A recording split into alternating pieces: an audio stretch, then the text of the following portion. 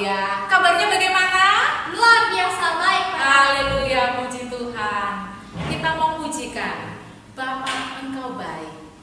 Kita mau katakan Tuhan Yesus, Engkau luar biasa baik setiap hari, setiap waktu. Engkau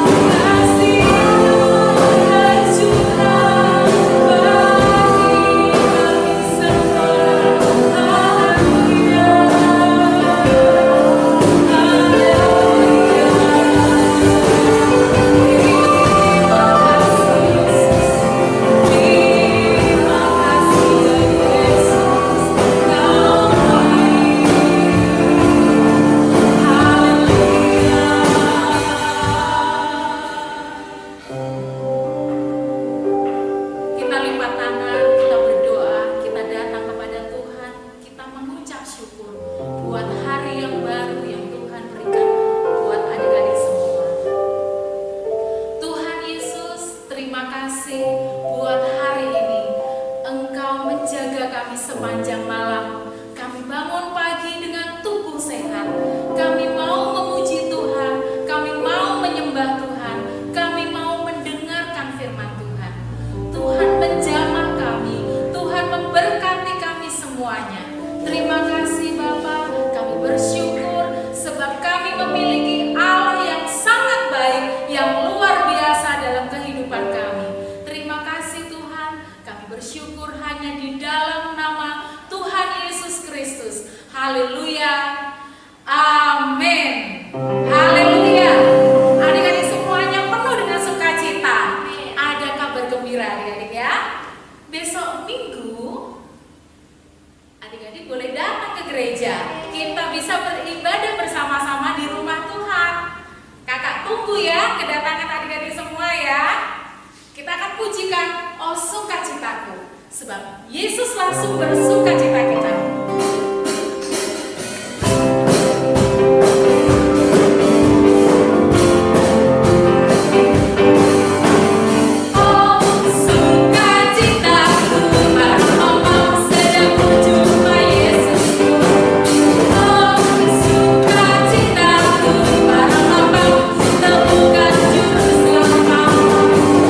Dia mengasihi aku, karena mati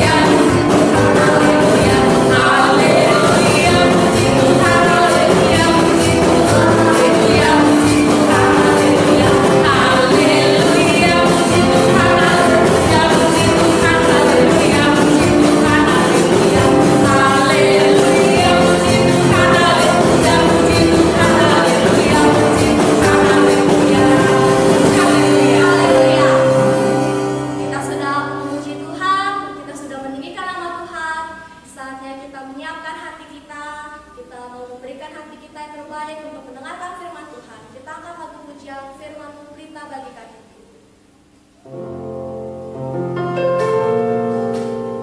Mari kita lakukan di segenap hati kita.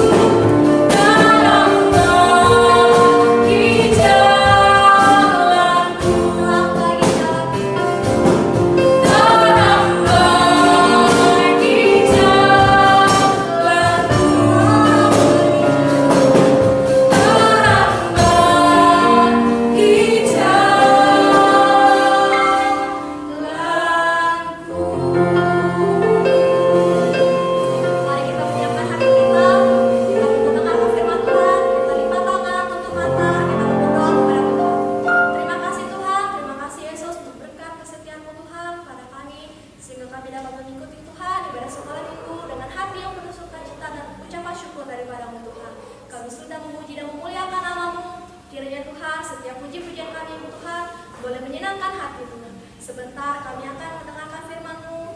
Biarlah Tuhan, Engkau memberkati kami Tuhan. Engkau mengurapi kami supaya kami dapat duduk diam mendengarkan cerita firman-Mu, sehingga setiap benih-benih firman-Mu Tuhan yang jatuh di dalam hati kami boleh dapat bertumbuh dan berbuah lebat dan dapat memberkati setiap kehidupan kami. Terima kasih Tuhan, kami siap mendengarkan firman-Mu hanya di dalam nama Tuhan Yesus Kristus. Haleluya, puji Tuhan. Amin.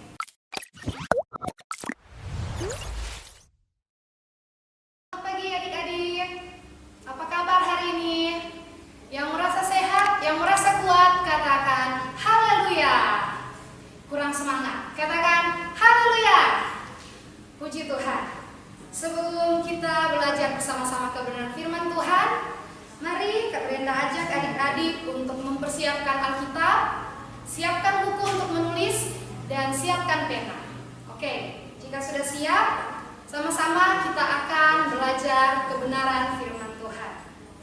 Baik, pagi ini kakak akan mengajak adik-adik untuk belajar tentang satu tokoh di Alkitab yang bernama Samuel.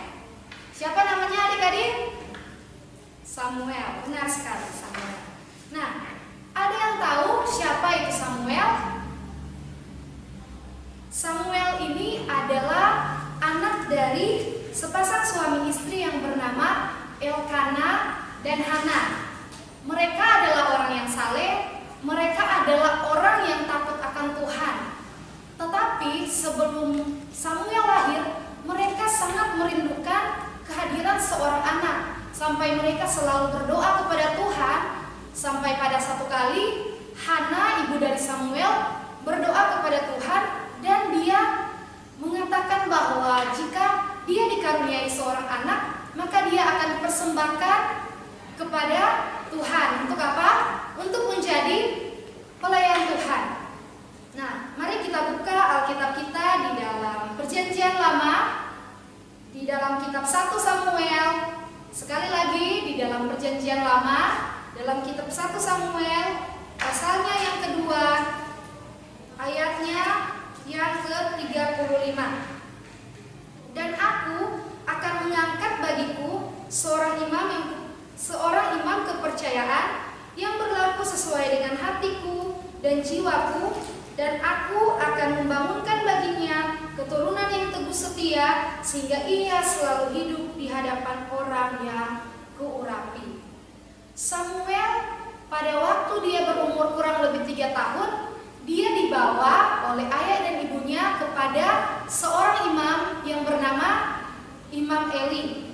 Jadi adik-adik, pada umur 3 tahun Samuel sudah tidak tinggal bersama dengan ayah dan ibunya. Berbeda dengan adik-adik yang mungkin pada saat ini masih tinggal sama mama, sama papa, tetapi Samuel sudah tinggal bersama seorang imam. Dia dididik, dia dilatih, dia diajar bagaimana caranya menjadi seorang hamba Tuhan. Nah, adik-adik, Samuel ini ketika dia tinggal bersama dengan Imam Eli, ada hal yang Tuhan kerjakan lewat kehidupan siapa? Lewat kehidupan Samuel. Walaupun Samuel masih kecil, walaupun di dalam ayat pasal yang ketiga dikatakan bahwa Samuel yang masih muda. Samuel pada saat itu belum mengenal Tuhan, belum mengenal firman Tuhan, tetapi dia boleh mendengarkan suara Tuhan secara langsung. Nah, pada satu kali ketika mereka hendak tidur pada malam hari, Tuhan memanggil Samuel. Tuhan memanggil Samuel, Samuel. Dan Samuel menjawab, "Ya Bapa."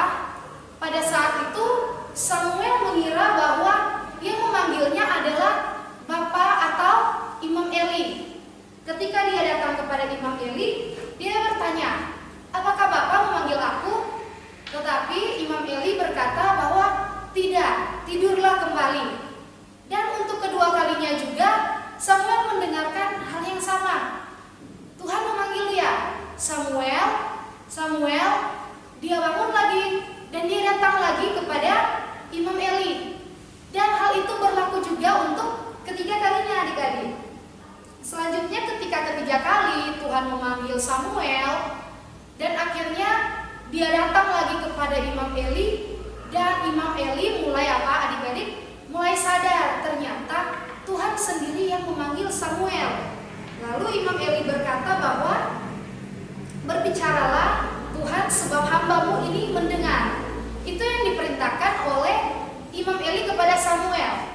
Nah, adik-adik, apa sih yang boleh kita pelajari lewat firman Tuhan ini? Apa sih teladan yang bisa adik-adik ambil dari seorang yang bernama Samuel? Teladan yang bisa adik-adik ambil yaitu apa?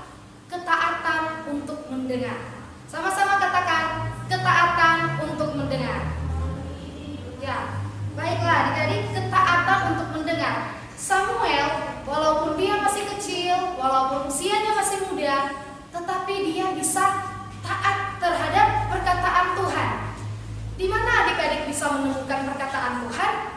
Berbeda dengan Samuel, Samuel bisa mendengar bisa mendengar perkataan Tuhan secara langsung. Tetapi kita yang hidup pada saat ini, kita bisa mendengar firman Tuhan ketika kita mendengarkan ketika kita mendengarkan khotbah, ketika kita membaca kebenaran firman Tuhan, maka kita akan mendengar suara Tuhan. Ketika kita membaca firman Tuhan, kita mengenal apa yang menjadi isi hati Tuhan, karena firman Tuhan adalah isi hati dari Tuhan itu sendiri. Nilai ketaatan yang kita pelajari dari Samuel bukan hanya sekedar mendengar perkataan firman Tuhan, tetapi dia taat mendengarkan apa yang dikatakan oleh orang tua rohaninya, oleh Imam Eli, yang menjadi teladan bagi kita anak-anak, bahwa kita harus selalu taat kepada orang tua kita, kepada guru kita, kepada mama papa kita, atau siapapun yang umurnya berada di atas dari kita. Kita belajar untuk apa? Untuk taat. Seperti Samuel yang taat kepada Imam Eli, apapun yang diperintahkan Imam Eli dia ikuti, dia tidak membantah, dia tidak bersungut-sungut, tetapi dia mengikutinya dengan segera dan taat. Nah adik-adik, apa sih yang dinamakan dengan taat? Ada yang tahu?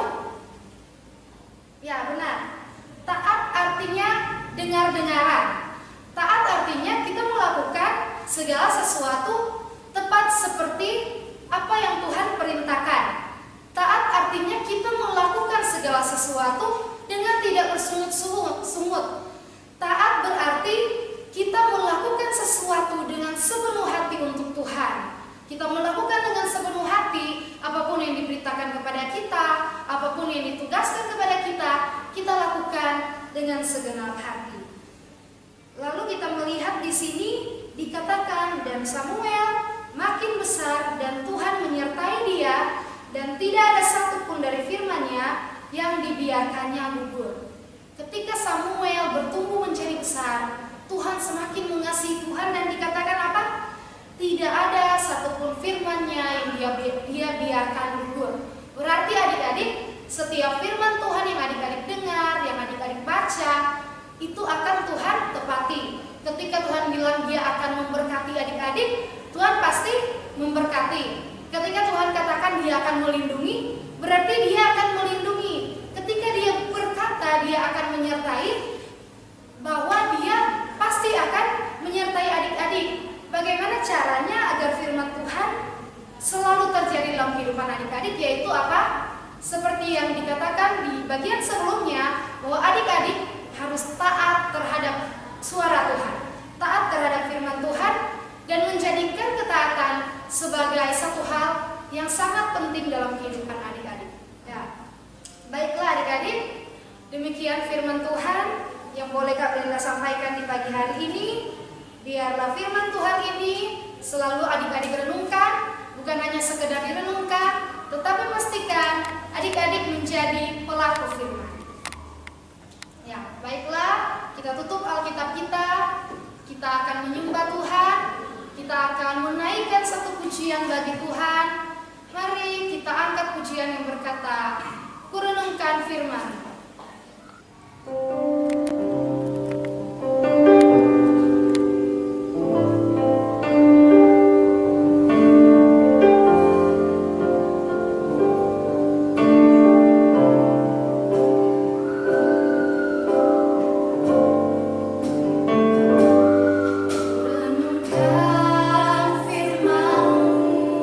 Siang dan malam, berang beritamu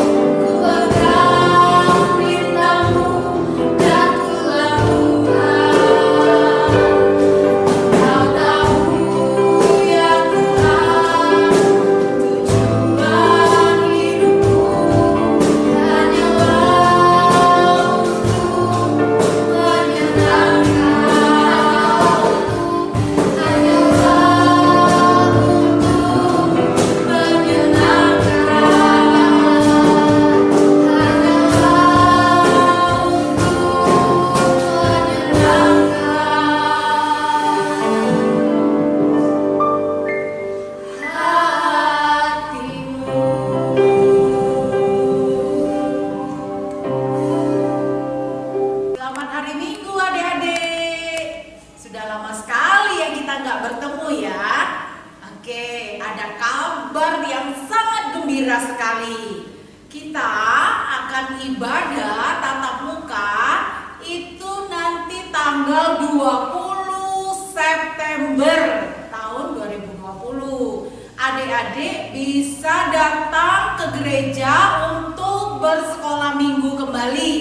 Itu akan dimulai pukul 6.30. Jadi ketika mama papa datang untuk beribadah, adik-adik bisa datang untuk bersekolah minggu. Jangan lupa ya, kita akan bertemu di gereja pada tanggal 20 September, akan dimulai pukul 6.30. Sekian pengumuman dari Tante Ida. Sampai ketemu. Tuhan Yesus memberkati. Kita sudah mengakhiri ibadah online minggu ini. Mari adik-adik semua, kita akan berdoa, kita akan menutup ibadah online sekolah minggu hari ini. Kita akan berdoa, lipat tangan, tutup mata. Tuhan Yesus yang baik, kami mengucap syukur buat hari ini. Tuhan menganugerahkan bagi kami tubuh yang sehat, hari yang baru yang Tuhan anugerahkan sehingga kami hari ini dapat beribadah secara online. Tuhan Yesus, terima kasih buat firman-Mu, terima kasih buat puji-pujian yang sudah kami naikkan untuk memuliakan nama Tuhan. Terima kasih Tuhan Yesus, kami sudah berdoa.